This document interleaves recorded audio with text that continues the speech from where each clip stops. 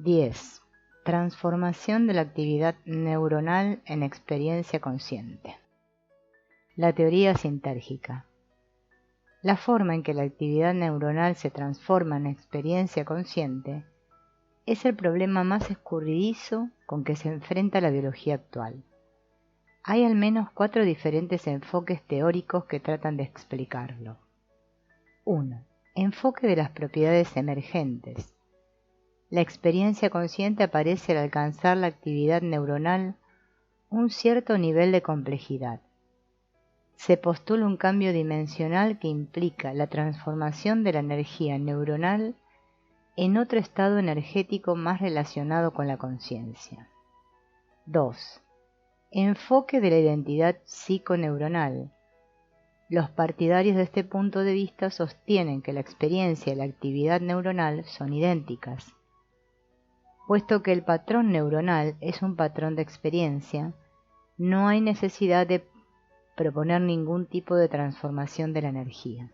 3. Enfoque de la independencia. El cerebro solo es la herramienta empleada por el observador real para entrar en contacto con la realidad física, el cual transforma los patrones neuronales en experiencia, siendo independiente del proceso. La conciencia es independiente de la actividad neuronal, aunque interrelacionada con ella.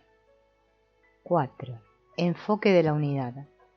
Concibe el cerebro como parte o un elemento de un cerebro más grande, que es el que realmente experimenta. El cerebro individual no hace más que focalizar las experiencias. Mi propia posición respecto a este problema ha ido cambiando a lo largo del tiempo, desde el primer enfoque hasta el último.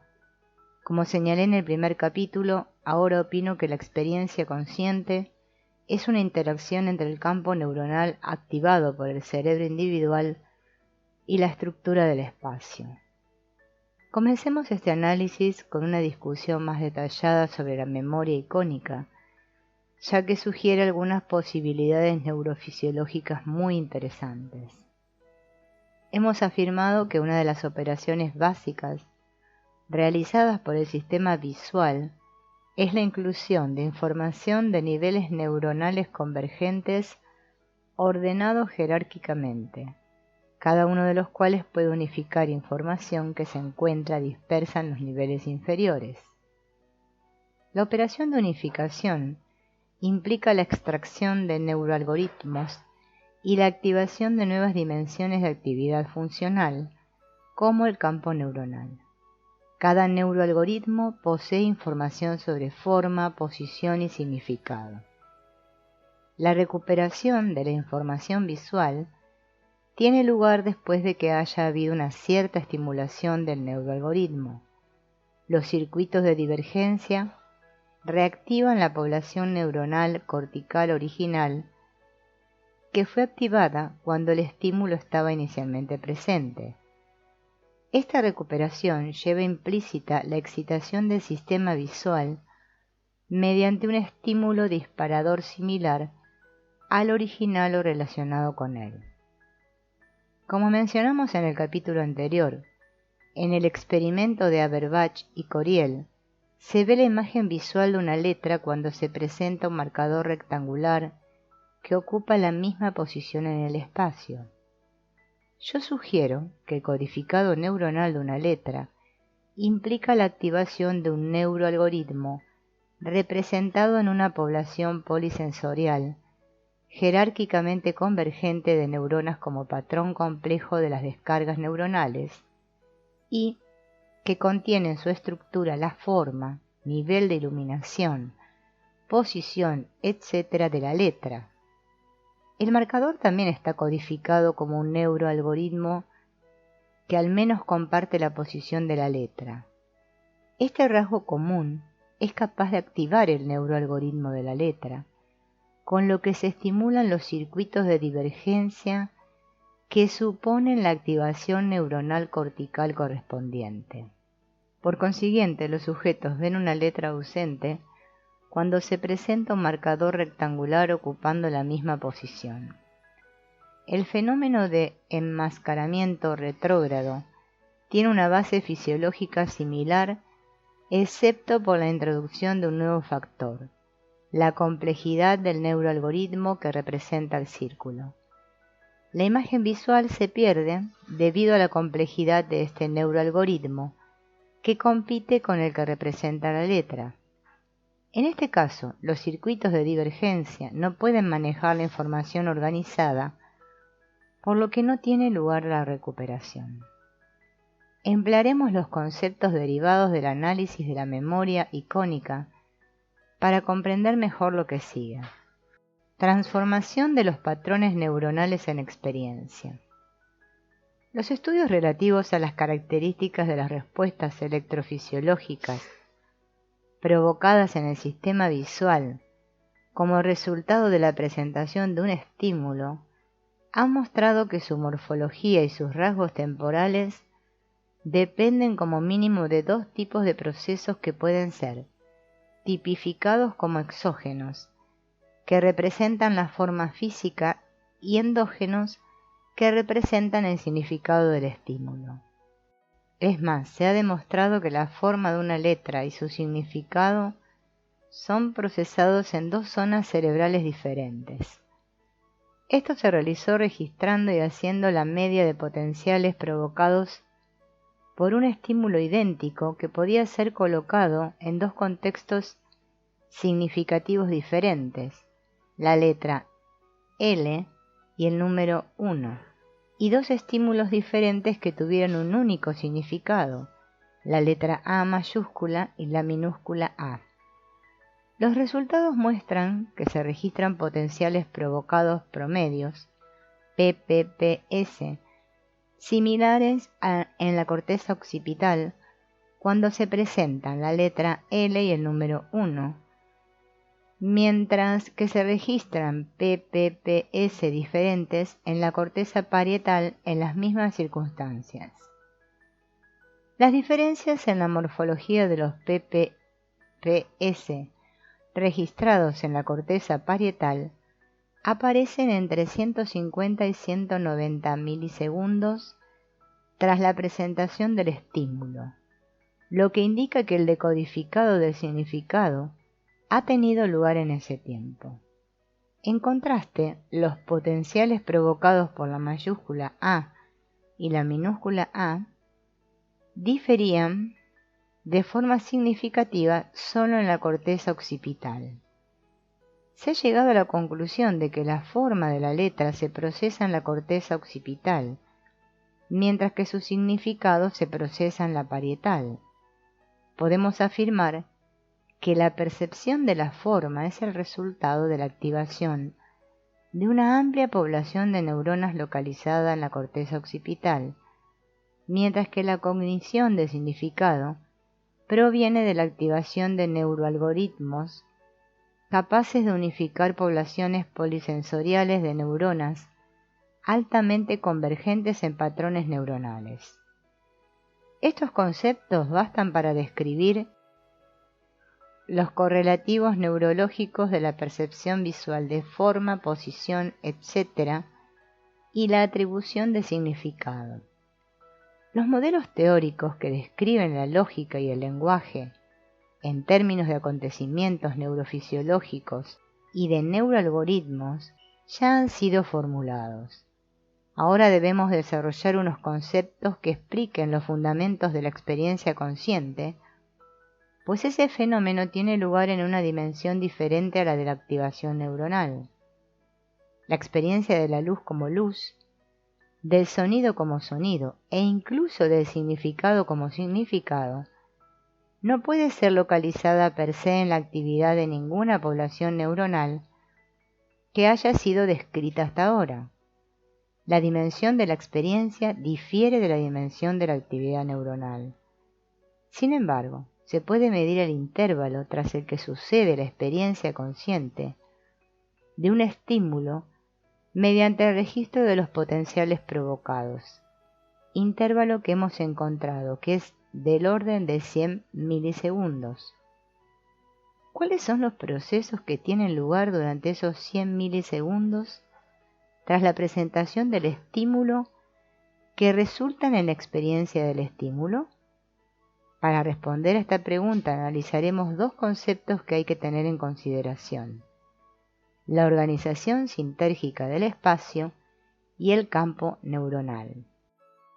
Organización sintérgica del espacio.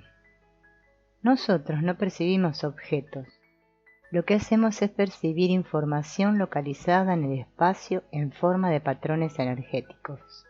La organización sintérgica, palabra derivada de las palabras síntesis y energía, del espacio, se define como la organización de la información localizada en el espacio en forma de complejos patrones de energía.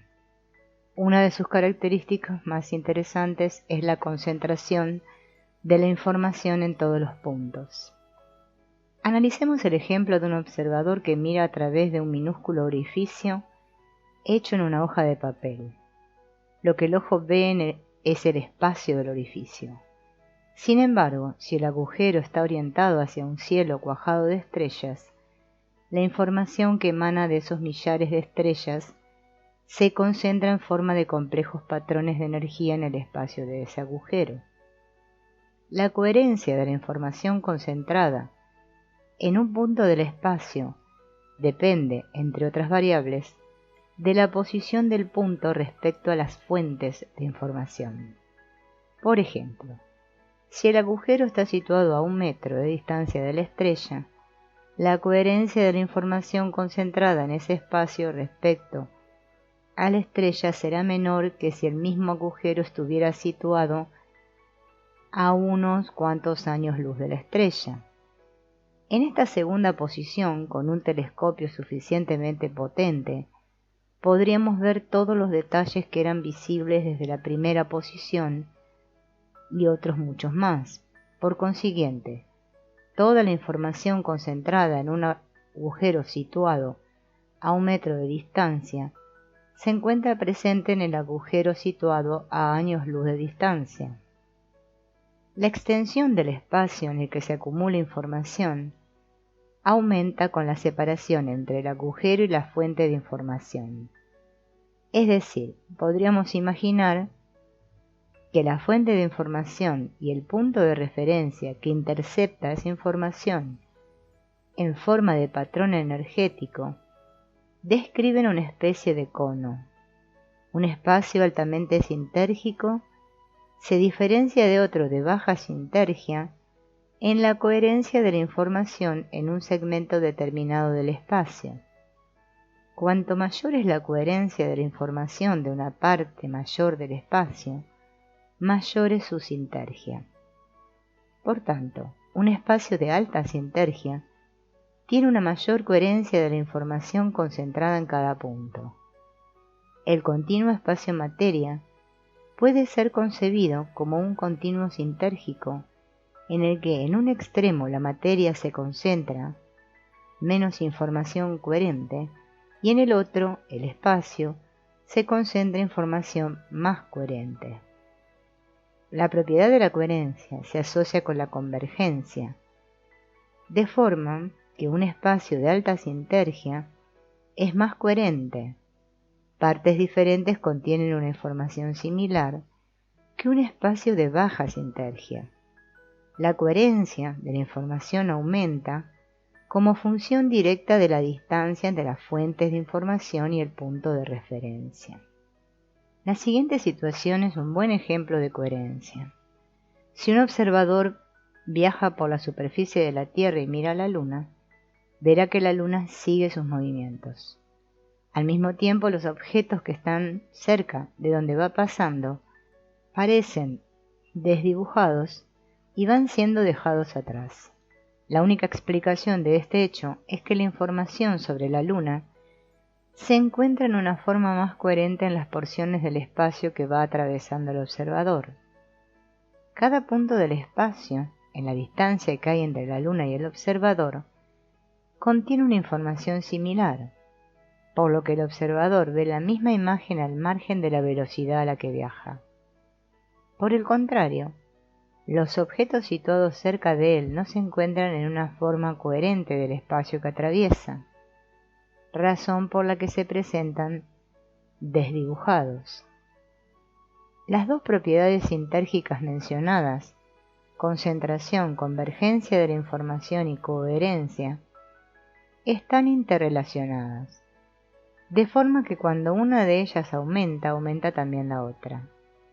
Como podemos considerar sinónimos los términos continuo sintérgico y continuo espacio-materia, podemos deducir igualmente algunas otras de sus propiedades. La primera y la más misteriosa es la de las fuerzas gravitacionales. Siempre que un observador se aproxima a un espacio de alta sintergia, es decir, un espacio en el que hay una gran concentración y coherencia de la información en todos sus puntos, la fuerza gravitacional disminuye respecto a un espacio de baja sintergia. Es interesante pensar que lo que nosotros llamamos gravedad tal vez lo que haga sea reflejar un cambio en la organización sintérgica. También el tiempo se encuentra relacionado con la sintergia del espacio. El tiempo va más deprisa en un espacio de alta sintergia que en otro de baja sintergia. Tal vez sea porque el tiempo solo puede medirse cuando tienen lugar cambios en la organización de la información en el espacio. Por eso, el tiempo va más deprisa en un espacio en el que tienen lugar cambios organizacionales pronunciados.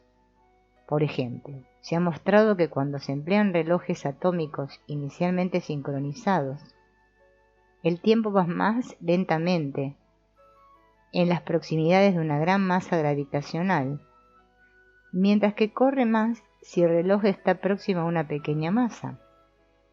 Un espacio de alta sintergia, caracterizado por un alto nivel de coherencia, contiene más información que un espacio de baja sintergia, por lo que el tiempo va más lentamente en ese espacio de baja sintergia.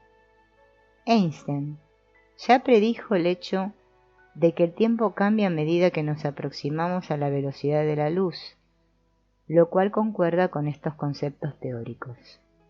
Un espacio de máxima sintergia sería equivalente a un espacio atravesado a la velocidad de la luz. También aquí hay una correlación entre sintergia y velocidad. Un observador que se mueva a una gran velocidad se asemeja a un observador estacionario situado en un espacio de alta sintergia, en el hecho de que ambos interactúan con grandes cantidades de información en un periodo pequeño de tiempo. Este fenómeno tiene lugar cuando se alcanza la velocidad de la luz, en que el tiempo desaparece y el grado de coherencia es infinito. Puede decirse que una imagen perceptual es una unidad fenomenológica en la que se concentran todos los procesos neurofisiológicos relacionados con el tiempo que fueron activados previamente. De forma análoga, una porción de un espacio de alta sintergia concentra información en una simple unidad energética que ha recorrido diferentes etapas antes de llegar a esa región particular. Podemos hablar de concentración del tiempo en porciones del espacio y afirmar que cada punto de un espacio de alta sintergia concentra tanto tiempo como información que, aunque estaban originalmente localizados en una enorme extensión del espacio, se encuentran en una parte minúscula del mismo. La gran concentración de información en cada punto lleva asociada una organización muy compleja. Veremos que el cerebro también está sintérgicamente organizado. Si la complejidad de la organización sintérgica del espacio supera la organización neurosintérgica del cerebro, el espacio parece ser transparente. Si, por el contrario, el cerebro es más complejo que el espacio, entonces el espacio o su contenido se materializa a la percepción. La materia y el espacio transparentes son en definitiva creaciones del cerebro. Como conclusión, una alta sintergia dentro de ese continuo espacio-materia se caracteriza por concentración y alta coherencia de la información, por concentración y alta coherencia del tiempo, por gran complejidad y por fuerzas gravitacionales reducidas.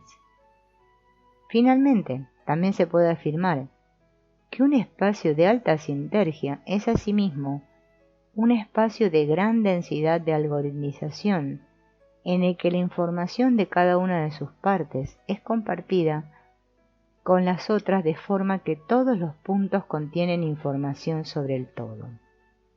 Organización sintérgica del cerebro. En un capítulo anterior describimos la organización convergente de los circuitos neuronales del cerebro, una de sus propiedades más interesantes en la convergencia de la información.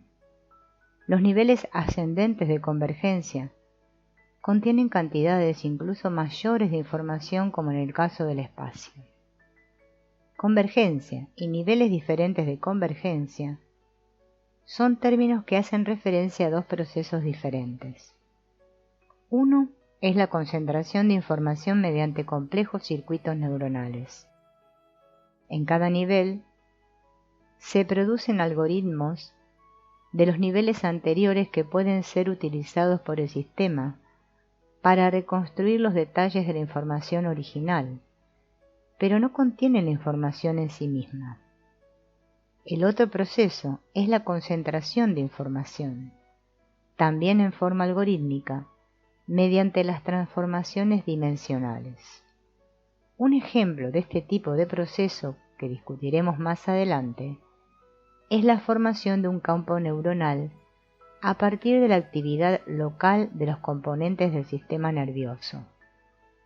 Este campo neuronal tiene codificada en su morfología toda la información previamente contenida en los elementos separados.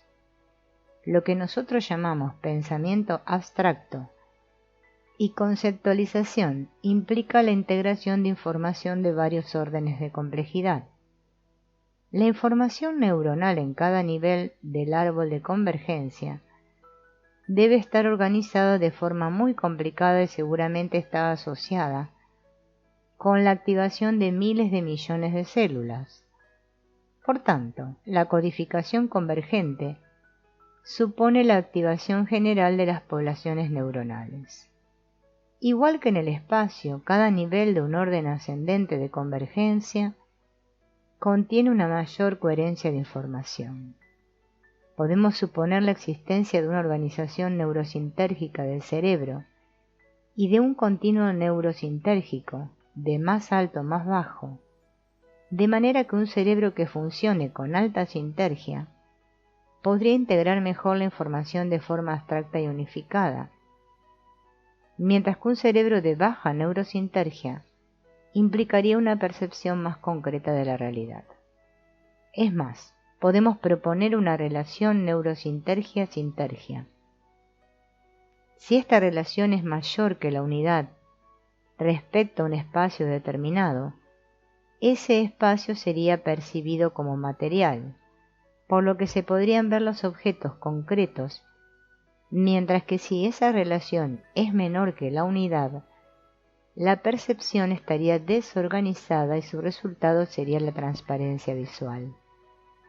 Podemos decir que el desarrollo de la neurosintergia es paralelo a los desarrollos del individuo y de la especie, y este desarrollo va originando la percepción de patrones de información cada vez más complejos en formas de vida cada vez más evolucionadas. Campos neuronales. Hemos propuesto que la activación de poblaciones neuronales de células implica interacciones altamente complejas.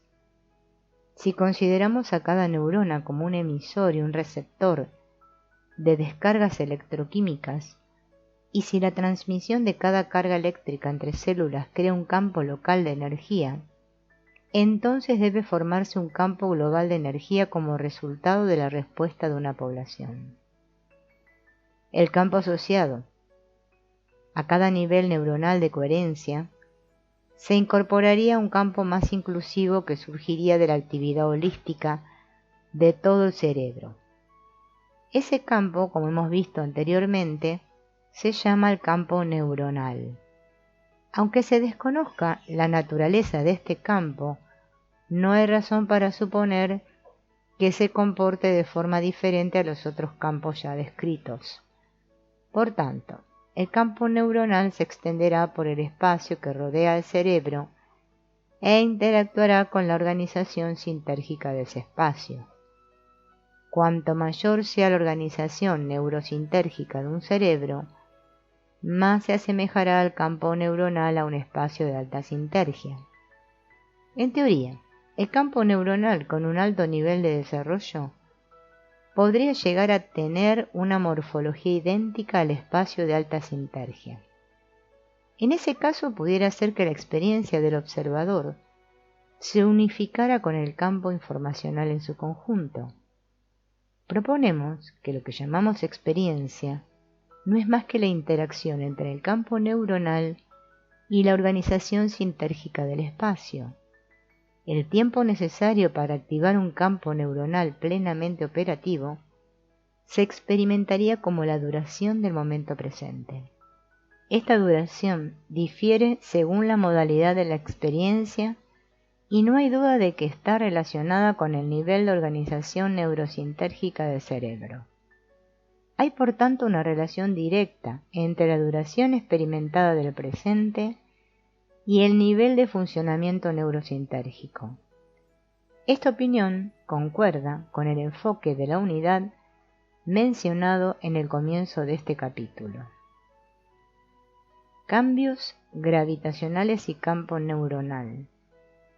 La interacción entre el campo neuronal y la organización sintérgica del espacio podría suponer alteraciones mutuas.